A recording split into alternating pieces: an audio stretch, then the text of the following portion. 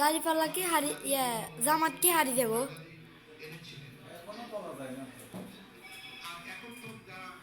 জীবন বাজি রেখে লড়াই করেছেন এবং শাহাদত বরণ করেছেন। আমার কেউ কেউ বেঁচেও আছে। আমার পাশেই একজন বীর মুক্তিযোদ্ধা আলহামদুলিল্লাহ তিনি আছেন, মেজর আখতারুজ্জামান সাহেব, সাবেক সংসদ সদস্য। আপনারা সকলেই তাকে ছিলেন। তাদের মধ্যে ওই লড়াকু সৈনিকেরা খুব বেশি বেছেন, অনেকেই দুনিয়া থেকে বিদায় নিয়েছে। এরকম যারাই দুনিয়া থেকে বিদায় নিয়েছেন, আল্লাহ তাআলার দরবারে দোয়া করি আল্লাহ তাদের সকলকে যেন উত্তম প্রতিদান দেন। আর যারা বেঁচে আছেন তারা যেন জাতির খেদমতে তাদের জীবনের শেষ অংশটুকু উজাড় করে দিতে পারেন। ইতিমধ্যে আপনারা হয়তো কিছুটা অনুভব করেছেন, সারা দেশে নির্বাচনের প্রাথমিক ফলাফল আসতে শুরু করেছে। আমাদের ধারণা রাত্রে 11টা পর্যন্ত হয়তোবা এটা একটা শেক নিতে পারে। যতটা লাগবে যে ফার্ম এখনই অগ্রিম যে এটা মিস করলে যদি পুরো মিশে দেবো না। দুপুরে অনেকে প্রশ্ন করেছিলেন যে আপনারা কতটা আসন প্রত্যাশা করেন। আমরা বলেছিলাম মহান আল্লাহর উপর আমাদের ভরসা, জনগণের উপরে আমাদের আস্থা আছে এবং আমরা আশা করি জনগণ সঠিক সিদ্ধান্তই ব্যালটের মাধ্যমে জানাবেন। ব্যক্ত প্রাথমিক যে ফলাফল আসতে শুরু করেছে তাতে সেরকম একটা আভাস পাওয়া যাচ্ছে, কিন্তু এটাকে নিশ্চয়তা দেওয়া যাবে না। আমাদেরকে আরো কিছুক্ষণ অপেক্ষা করতে হবে, ধৈর্য ধরে। আমার একজন সাংবাদিক বন্ধু প্রশ্ন করেছিলেন অন্য একটি দলের একজন নেতার উদ্ধৃতি দিয়ে যে তিনি বলেছেন 190 থেকে 200 আসন পাবে। আমি তখন বলেছিলাম না, নির্বাচন কেবল চলছে, এখনো ভোট গ্রহণ শেষ হয়নি। এই সময় যদি আমরা এই ধরনের কোনো কথা বলি এটা আমাদের সম্মানিত ভোটারদের প্রতি সুবিচার হয় না। এটা তাদের অধিকার, তারা কাকে বেছে নেবেন তাদের বেছে নেওয়ার শেষ সময়টুকু পর্যন্ত আমাদেরকে অপেক্ষা করা উচিত। সে সময় চলে গেছে, এখন গণনা শুরু হয়েছে। আস্তে আস্তে আপনাদের কাছেও বিভিন্ন জায়গা থেকে ফলাফল আসতে থাকবে, আমাদের কাছেও আসবে। আমি শুধু এতটুকু কথা বলবো, যদি জাতির কোন গুরু আর মহান আল্লাহ তাআলার ইচ্ছায় আমাদের উপরে আসে, আপনাদেরকে আমার বড় প্রয়োজন, আপনাদেরকে আমার পাশে পেতেই হবে। আপনার তাহলে ইনশাআল্লাহ আমরা এই দেশ জাতির জন্য ভালো কিছু আশা করতে পারবো। এই সাহায্যটা দুই রকমের। আমাদের উপরে দায়িত্ব আসলে ইতিবাচক কাজগুলোকে যেমন তুলে ধরবেন, আমাদের ভুল হলেও আমাকে ছাড়বেন না, আমাদেরকে ছাড় দেবেন না। আপনারা যৌক্তিক সমালোচনা করবেন, ধরে দিবেন। আপনারা ধরে দিলেই বড় সাহায্যটা করা হবে। অতীতে আমরা দেখেছি যে কারণেই হোক, যদিও অনেক সময় যারা শাসন ক্ষমতায় থাকেন তাদের মন্তব্য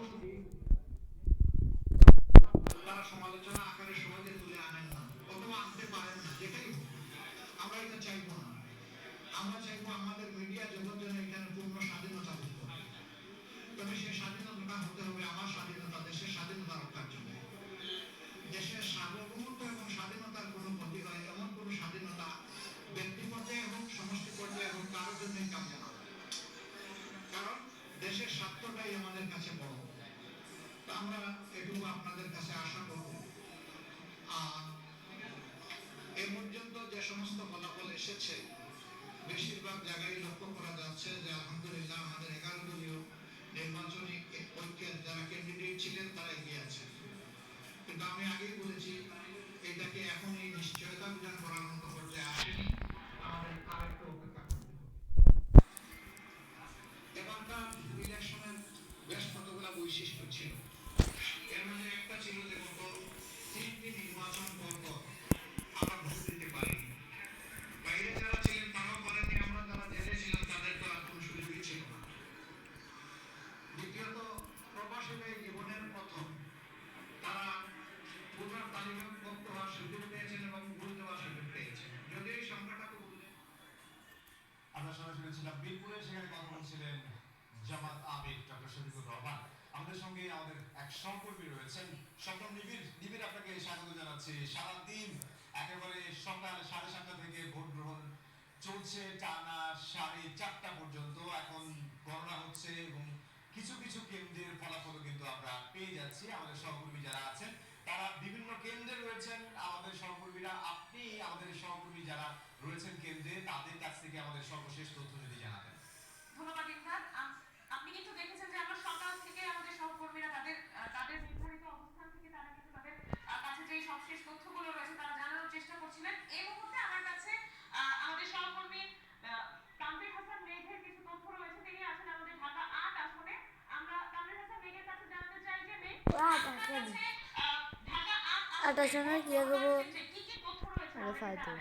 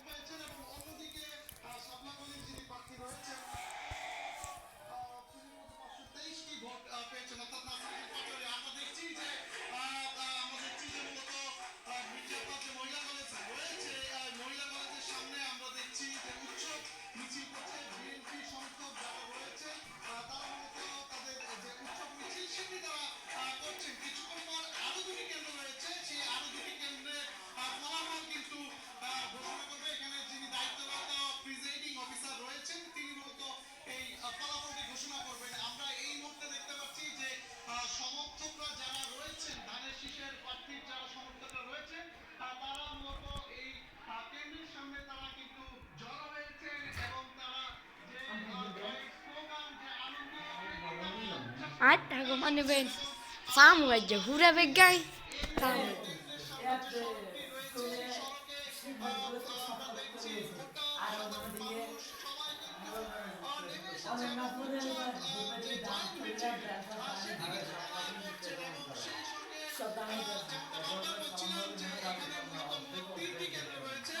Sibya amela kondo chebare kine anne dore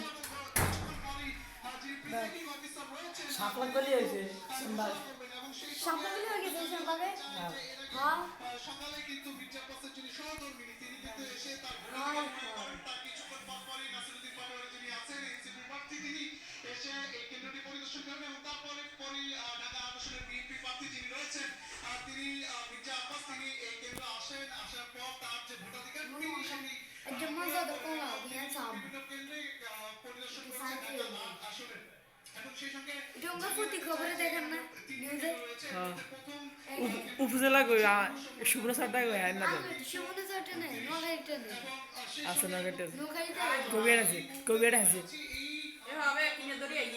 হবে ঢাকা পুরো বেলা যায় কবির আছে তো কবিরাটে দাম দিচ্ছে কবিরাড়ি না আছে কবিরা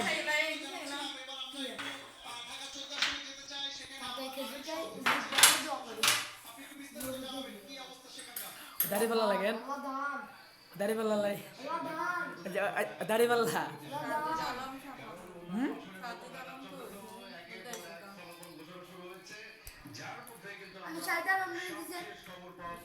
দাড়ি পাল্লা দিছি না ইসে খন্দকার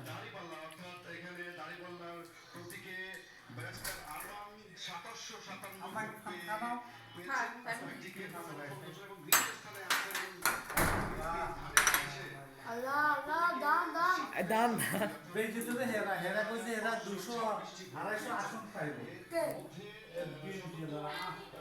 ওই ওটা হারিজা ওই স্পিড সব নাকি ফিরনি আমার ভাবে 1800 আর 18000 আর 9000 অর্ধেক এমনে এই ফি আমরা হারিজা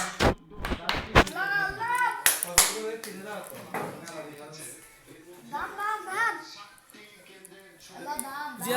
জিয়া দাফ কর দে 10 মিনিট আছে 10 মিনিট কাম সিট হয়ে গেছে ওটা এটা তো লাগে স্টার লাগে খাইলেছ না ঢাকা শহর ওই 11 আসন দানের শীষ 495 সাফলা করলি আমাদের মধ্যে ঢাকা 11 আসন রামপুরে সাই ছাড় না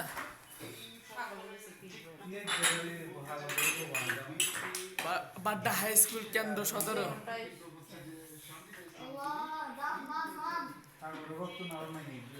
আজা মুদিয়াত উপজেলা যাইতে বাজে সাই উপজেলা